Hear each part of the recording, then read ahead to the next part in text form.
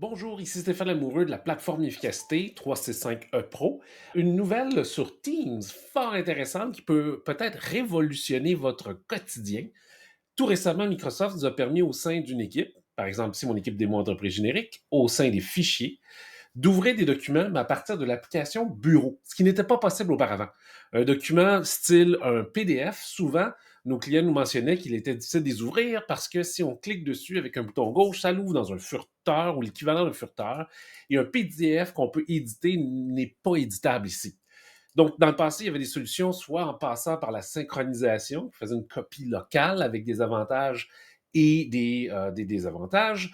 On a aussi la possibilité d'installer un connecteur, mais là, il faut avoir des licences de type Adobe DC. Mais tout récemment, Microsoft nous permet maintenant, sur un PDF, par exemple, mais c'est pas limité à ça, tout autre outil qui n'est pas Microsoft, avec un bouton droit, on peut faire ouvrir dans l'application. Auparavant, c'était possible qu'avec les outils Microsoft Word, Excel, PowerPoint. Donc, regardez bien ici, j'ai, moi, Adobe sur mon poste de travail pro. Donc, j'ouvre et ça le lance directement dans mon application bureau locale.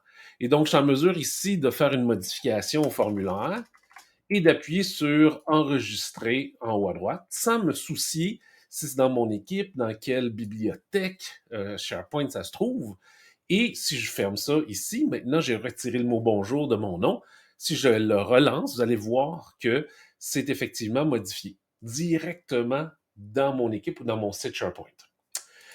Donc, c'est à se demander, est-ce que ça fonctionne tout aussi bien avec des fichiers de style AutoCAD, de 3D comme STL, AutoCAD, difficile de répondre. Je n'ai pas beaucoup d'expérience là-dessus. Par contre, au niveau des fichiers STL, ben, on s'est aperçu que si on lance ici, ben, certaines applications vont être limitées.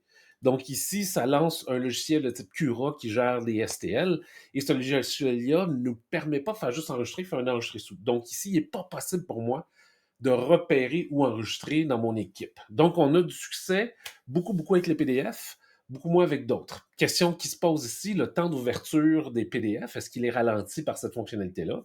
La collaboration sur les PDF, est-ce que ça pose problème? Donc, ici, super bonne idée, mais beaucoup encore à découvrir afin de s'assurer que c'est une bonne solution à long terme. Donc, n'hésitez pas, si jamais vous êtes intéressé à en savoir plus, vous venez nous voir sur la plateforme.365e.pro et vous pouvez à ce moment-là vous abonner et prendre de nos cours. À bientôt!